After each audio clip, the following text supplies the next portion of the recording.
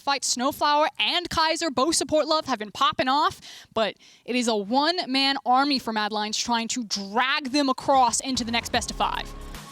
And the caveat there is, Humanoid has risen up, but another man has been performing alongside him, and one that we have been waiting to see after games of Senna, after game after game after game of Senna, and that is Carzzy, and it has been on the Ezreal specifically. Again, another solid game coming in from him. Almost a fantastic game, it goes safe to say. So have to see if he can get his hands on that one more time. But it is Supermassive on the blue side, Mad Lions on the red. The signature Humanoid bands already off the table. The Akali, the Orianna, and the Lucian. Well, Mad Lions will take away the Hecarim, and they'll take away the Azir, but they're taking their time on this third choice, Ornn taken away. So Nidalee has gone through the ban phase as well, but Lilia's still there. Now, the last time Mad Lions were on red side, they banned Hecarim, Nidalee, and Ornn. Obviously, keeping Balulu's Azir on the bench this time around does open up that potential, but you can see Kakao hovering the Lilia right now. He looked fine into the matchup on both sides. Goes ahead and locks it. Quick shout out to Sam Jameson, who I think chose Pick Band Music, who picked the instrumental version of Takeover for Game 5. This is a banger. We should do this every year with the World Song. Anyway, the Lilia now locked in alongside the Graves Leona to follow. So again, we're not going to get to see the Ornn half of the puzzle that made Mad Lions successful, but the Leona for Kaiser was another important piece of it, and they have secured it again for him. Now the question is Arome going to be playing a bruiser or a tank here, as very early Caitlyn lock in from Zeitnot. Kind of interesting that we've seen such a big departure from the Ashe. Obviously there is massive 2v2 power down there. Morgana and Caitlyn, worldwide famous for how disruptive they can be in the bot lane, that it's usually going to be a split map. And you can see already with the first 3 picks that Supermassive put together, that's a Lilia that wants to invade, wants to constantly have pressure into enemy jungle, and now she has one of the most oppressive 2v2 bot lanes to do so and to back her up. I expect that this will now be about rounding out Supermassive's composition with a lot of hard CC and looking for a delayed invade into a split map. So the response from Mad Lions is, we gotta grab a defensive bot lane. We need to pull out the Senna. Carzzy and Kaiser are probably not gonna have a great time here, which does mean that they're probably playing through Humanoid and Arome during the lane phase. Difficult task. Pressure onto Arome. It has just been the survival game for him so far in this tournament, but have to see if he can now excel when the pressure is on, when it matters most. Lose, be eliminated, win, have another chance to fight your way to the World's 2020 group stage. The Shen will be banned away. We'll see if another top lane ban follows. He is on red side. He will have the luxury of counterpick if they want to give it to him and not to Humanoid instead. But you said yourself, Morgana Caitlyn is something we've kind of been waiting to see. It's been strangely absent at Worlds so far, but what we know is that it will be dominant and it will be difficult for Mad to survive there on the bottom side, as we may see another set of 5 bans leveled at Humanoid for this game. Now, the last time around, they took away his Zoe as the 5th final ban. He pulled out the Cassiopeia. We'll see if they stay true to that. Balulu pulled out the set mid, did manage to get the push priority, especially because Cassiopeia struggles to contest that wave until she has first back and a lot of mana to kind of stick forward to it. So maybe that's the strategy again, and they take away the Zoe, force him back onto Cassio. Wukong also taken away.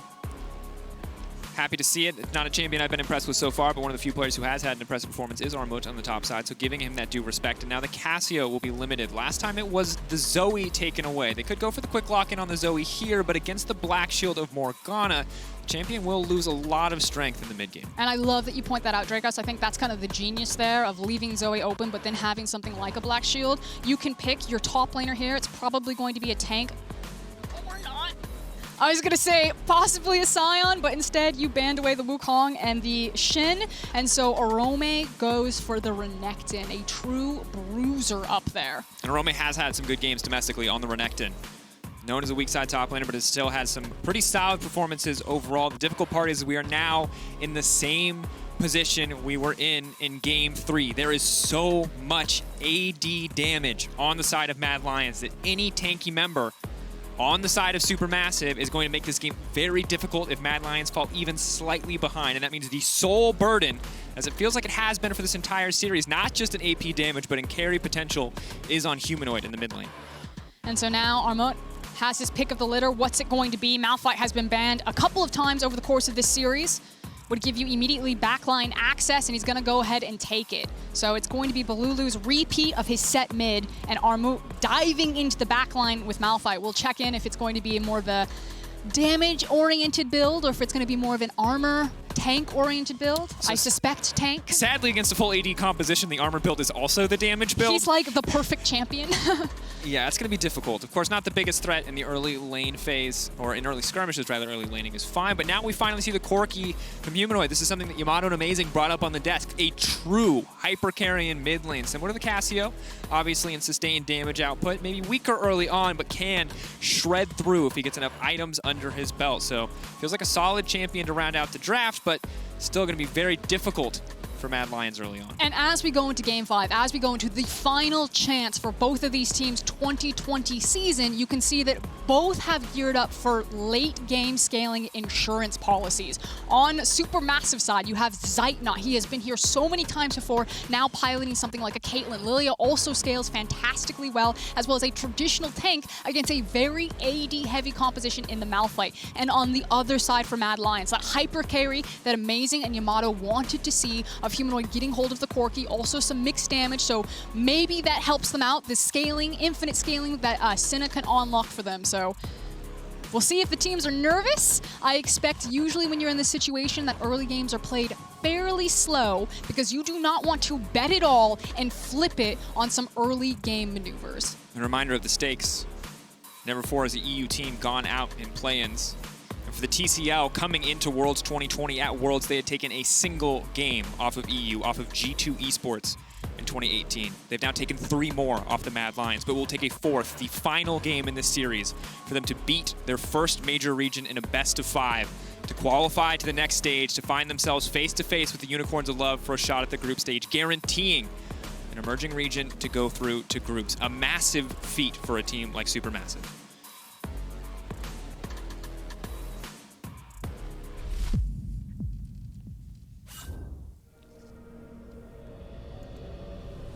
And while the stakes are large, it's important as we set foot onto the Rift to remember how both teams got here. SuperMassive individually outclassing in so many places. One place they have not is in the mid lane. Humanoid, seemingly a force onto himself, has been able to put the hopes of Mad Lions onto his back as he has carried just about every Mad Lions victory in this series. Now on the opposite side, for the top lane, for Armut, he has been a defining factor. He has shut down Arome so many times. He'll have to deal with the might of an early game Renekton, but if he gets to mid and late game on that Malphite, this game might just be unplayable for the likes of Karzi and Humanoid. Now I want to talk about the early setup here. Both teams in a standard 5-point, covering the 5 entrances to the jungle as well as the mid lane itself. Now Shadow has made a very quick reset. He ran out, warded with his trinket onto the Raptor camp. That's usually where Lilia does make her delayed invade, and now has reset and picked up a sweeper, usually indicative of early game ganks. However, because he's playing a farming Graves, I don't think it's so much about finding ganks unless it is top lane with that Renekton, but more so about making sure that he remains hidden and secretive in his pathing through the jungle.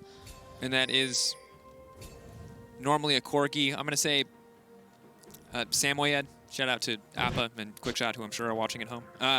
In the meantime, though, of course, Malphite going to use that Granite Shield passive to tank 1 or 2 autos from the blue buff, making Cacao really clear that much more powerful. And, well, you talked about scaling, and Lethal Tempo certainly feels like the more scaling rune option choice for the mid lane alongside that Bloodline. But now the engage coming in on Zeitnot, they're just trying to force a big advantage level 1 before the Black Shield enters the picture.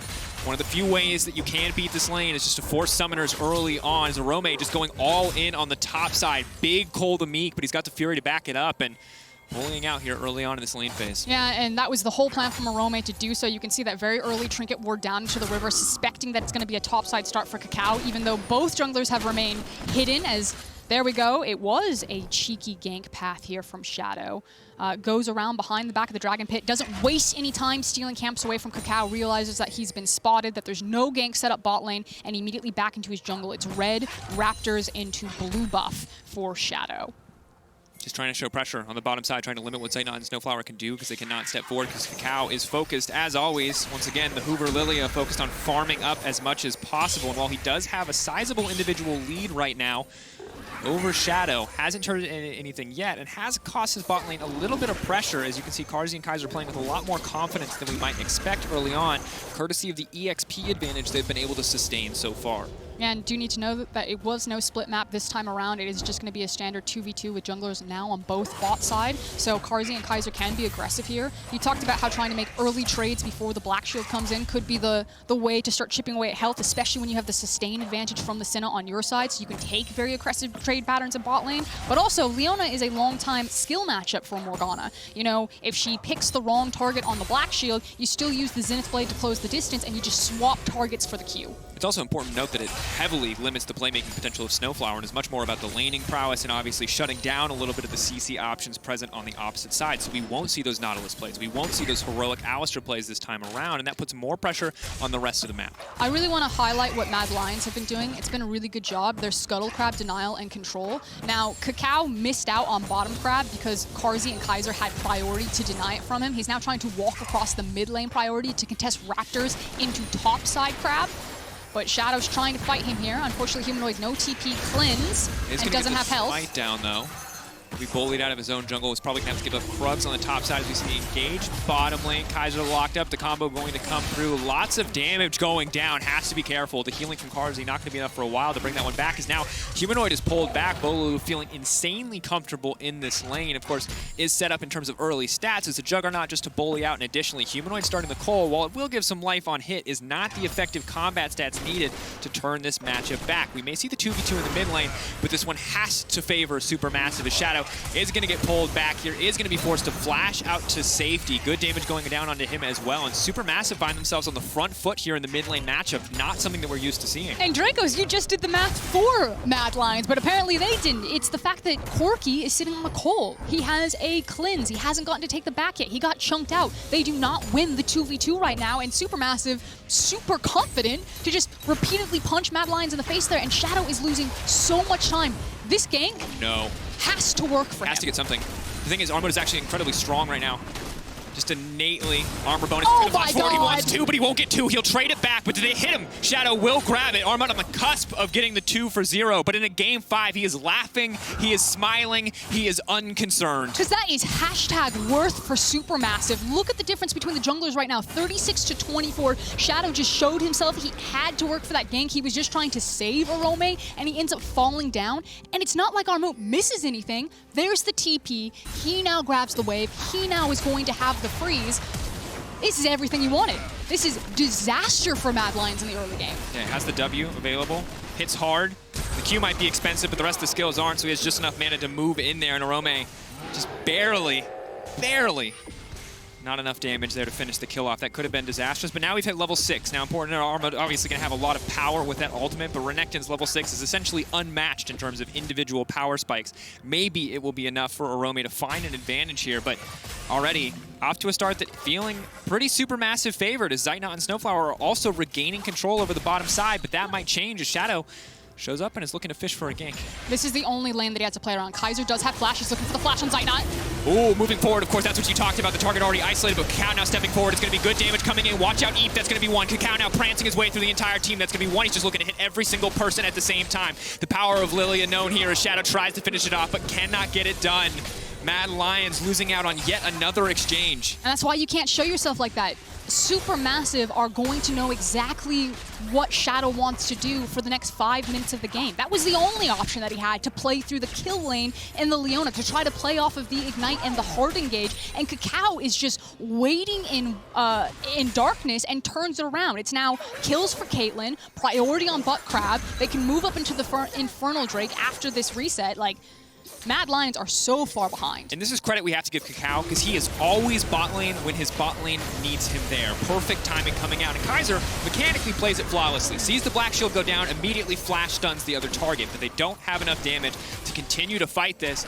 And this is the power of Lilia. When you can't just blow her up, she will outmaneuver you, she will run around you, you will not hit her hard enough, and you will not hit her nearly as hard as she hits you. And there's also no reason really for Mad Lions to try to force as hard as they have. Remember that Shadow's big jungler and his big pick is the Lee Sin. That jungler obviously known for his gank, and Shadow mechanically on Lee Sin is beautiful and very fun to watch. On these more farming-oriented junglers, he tries to play them like a Lee Sin. He tries to force ganks, then ends up wasting a bunch of time where he's not moving quickly through his jungle and he's falling farther and farther behind. And when the ganks aren't successful, it's a double whammy. because then you lose all of that time that you could have been building your own lead. And that's what Mad Lions have fallen into now. And they have a composition that doesn't need to fight. They also have scaling. They need to slow it down, back it up, go back to farming basics.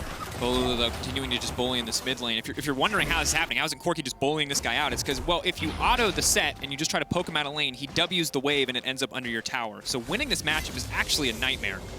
Getting any greater advantage than a few CS, and as Corki opted to start Cole, has not completed a Mana Moon yet, and even when he does, not the strongest first item spike, he can't bully out the same way that he did in the Cassiopeia lane. Will be stronger, arguably, with the extra range and the extra safety that the Corki can provide later on, but for now, does not have the power, doesn't pack enough of a punch to really dissuade Bolulu from pushing in.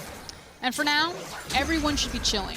Kakao and SuperMassive have a lot of control right now, especially through their priority of bot lane and mid lane, but Kakao is on topside camps. He should clear his topside camps, move bot lane, and as soon as he does, make use of all of the vision that SuperMassive had invested into Shadow's bot side jungle. You can see that they've spotted him out on the Gromp, that they're constantly checking into River, and they're basically just waiting for Lilia to complete her topside camps and then decide where they want to act. In fact, we're even pivoting. He's going to Herald. They're like, oh, wow. Trading that?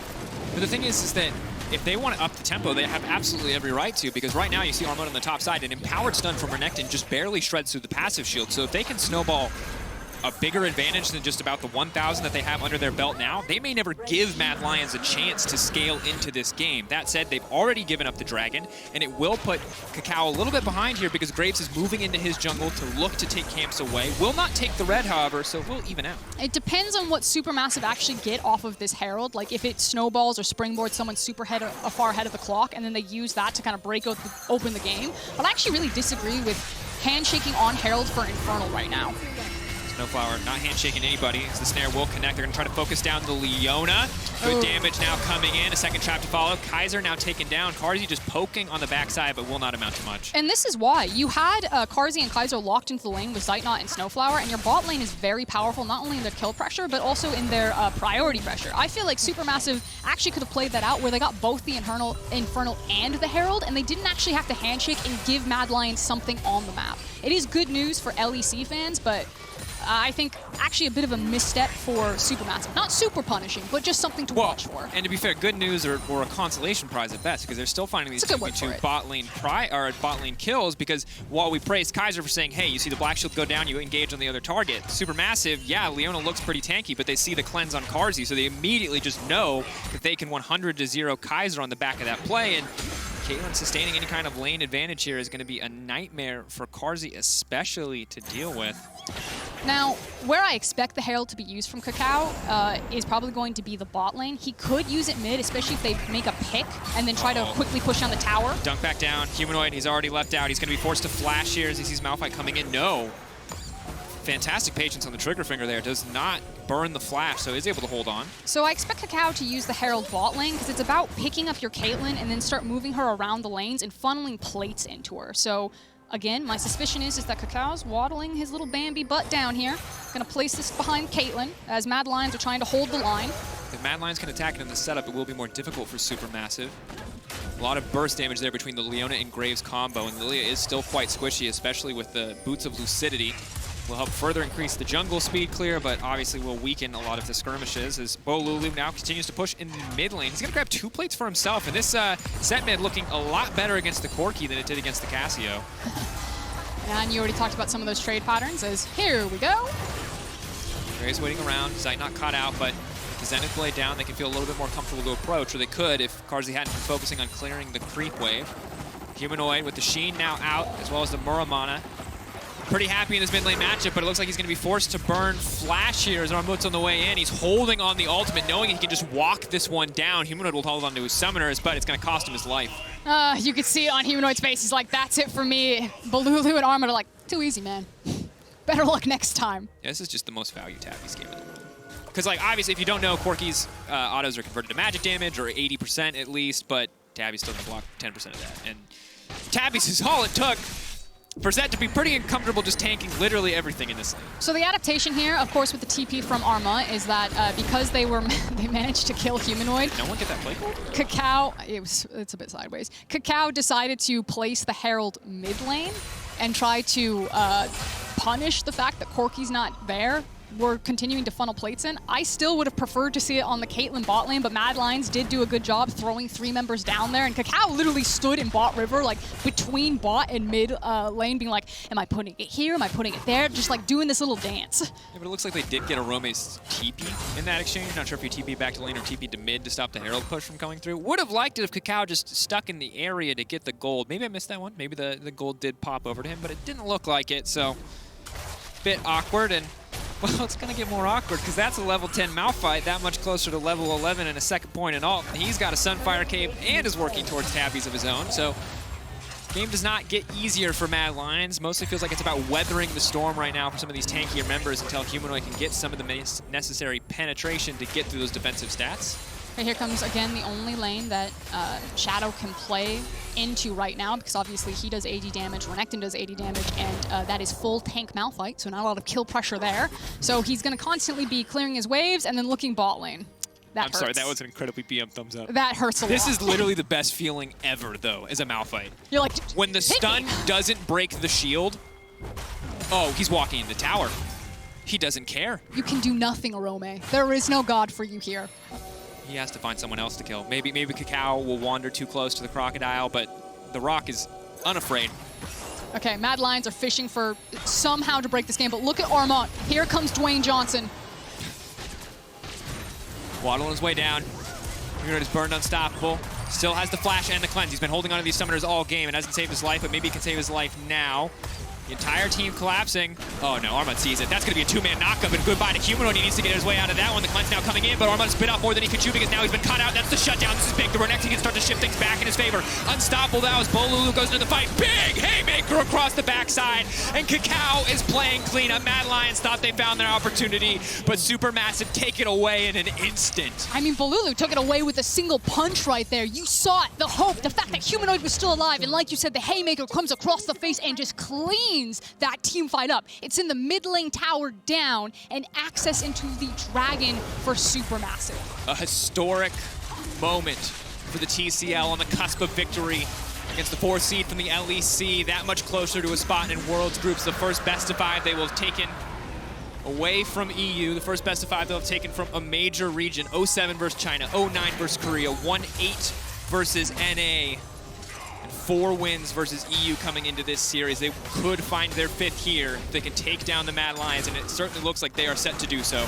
Like you said, Dracos, Armont saw his moment. He then immediately goes in the back line. Huge damage to Humanoid.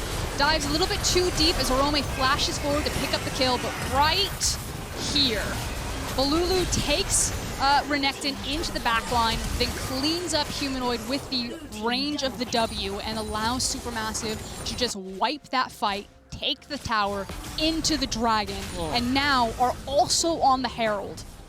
And the stopwatch coming in clutch there. It looks like it was now been sold by the side of Snowflower, but did have it in that last fight. Humanoid trying to get what he can, but with no plates available, it's not really going to be a big amount of gold. And again, we are now in a situation, I think the second time in this series, where we are seeing Mad Lions build a composition heavily focused around a single damage type. Both times in this series it has been AD, and this time the punish is even worse. Last time it was Sion with all the armor, now it is Sion and Set building nothing but armor, and they will be unkillable at this point in the game as Arome's going to do what he can to pick up the scraps, but Armut's going to tank 3 tower shots and still be favored in this 1v1.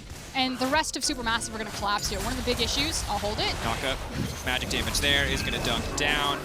Trying to dash out to safety, but that's going to be sleepy. Malphite does not care about the damage, and they'll donate that one to Zeitnon. One of the big issues that Mad Lions are going to fall into is it's going to be really hard to contest the mid lane. A, because it's a Senna and she doesn't push that fast. Now, Corki obviously will, but if it's just the 2 AD carries here. And also because you're missing flashes on Humanoid and Karzi, so they can't be as aggressive with how far they want to push this lane down, especially missing the tower. And that means that SuperMassive are always going to have movement access into their side lanes. They're always going to have a numbers advantage, which is just what happened to Mad Lions in the top lane there. And this is brutal. Again, we have another game where Kakao is wildly ahead in terms of the jungle matchup. Almost 40 CS in his favor now. He's got the Leandries. It's 17 minutes. He has boots too, no jungle item, and the Leandries. And on top of that, he has 2 incredibly beefy frontliners to back him up, to give him the space that he needs to perform in these team fights. So Mad Lions, they're not out yet. It's not over till it's over. It's not over until that Nexus falls.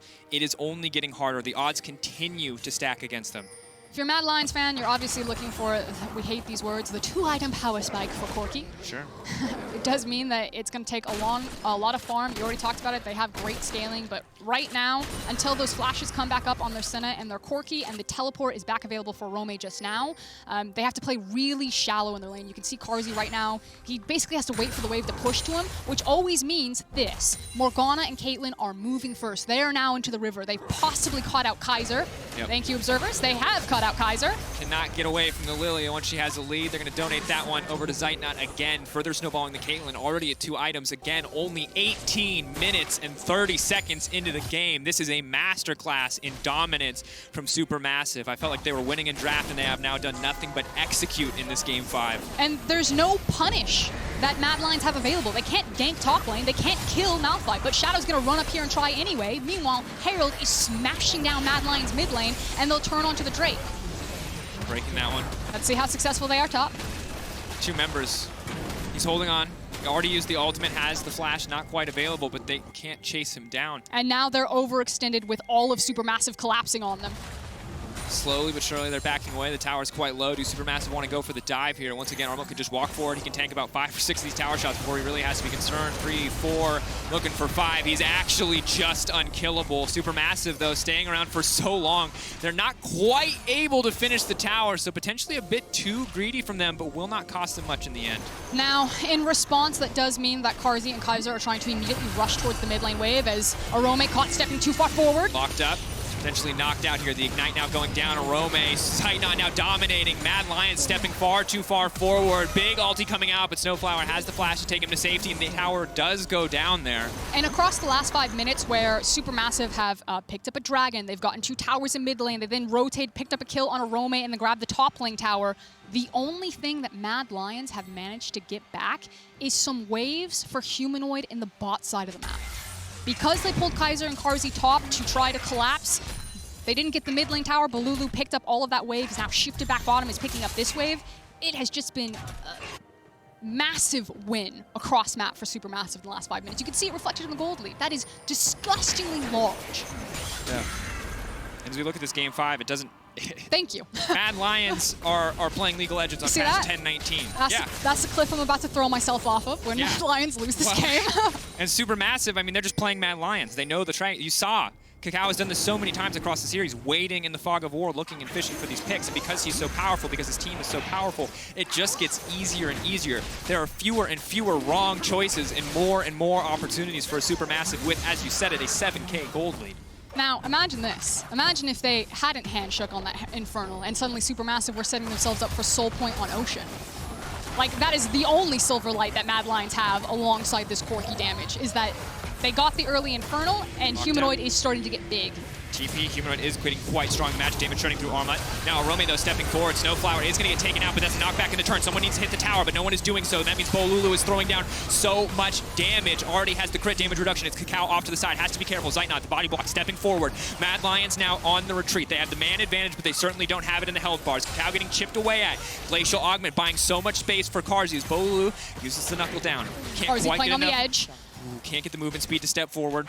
They will back off there. Mad Lions felt like they had a way back to the game. You're seeing the strength of Humanoid, but it has not translated into anything yet. But Devastation, though, they use the teleport. Humanoid is not running TP. He's running the cleanse here. Now SuperMassive can reset positioning and start playing cross-map with their teleport. And if Mad Lions mess up and get picked, they can't deal with this pressure point. They can't kill the Malphite, who's just going to hard force the wave since they don't have the TP. And now they have to really be stretched thin to juggle the Baron pressure that SuperMassive can exploit. And it's just going to be hard because soon, I mean, the base towers feel safe. Tier 2s, if you don't have a couple members standing next to you, don't feel that safe. You've got a set with Ghost, who is just going to run you down even if you are able to Valkyrie away, if you're able to dash away on the Graves.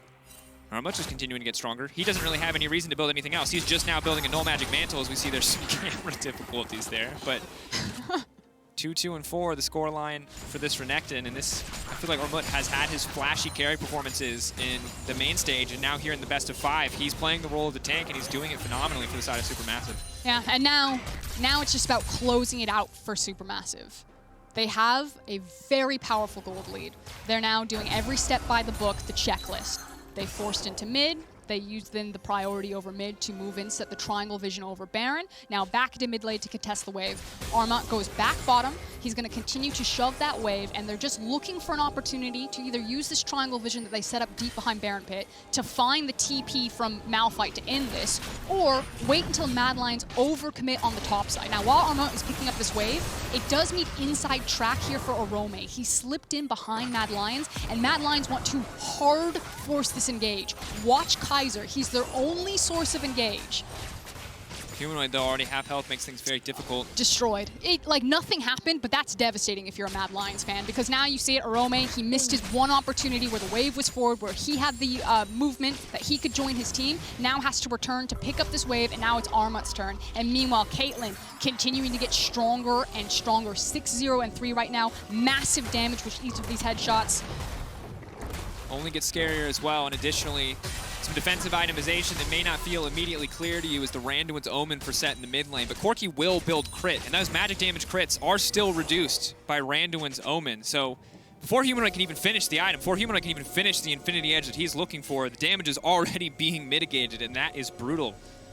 And the pivot play for Supermassive. They're no longer going to try to weasel around the Baron and look for the pit. They're instead going to wait for the wave to crash and try to kill Orome on this. They know that they don't have to flip it at Baron. That's the one way that Mad Lions have to really stall out this game and get a foot back into it. They continue to eat the map, and now Mad Lions again looking for the hard engagement, but just desperately chasing Supermassive with no clear hard engage to try to catch them.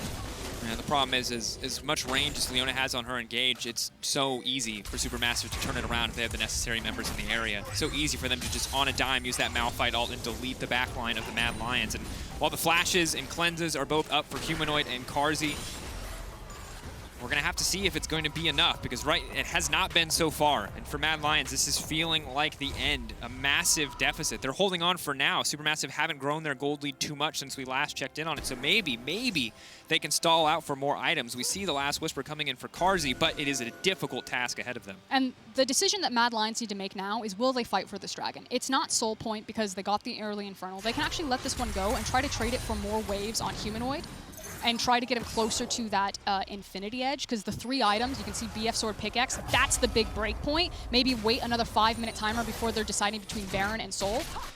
And I would prefer to see them wave the white flag and give this one away, because if you lose the team fight here, you're setting up for Soul immediately into Baron, and that would be the game. Yeah, and at this point, you have the Cole completed, you have the BF Sword and the Pickaxe. Like, you will get the IE before the next dragon fight.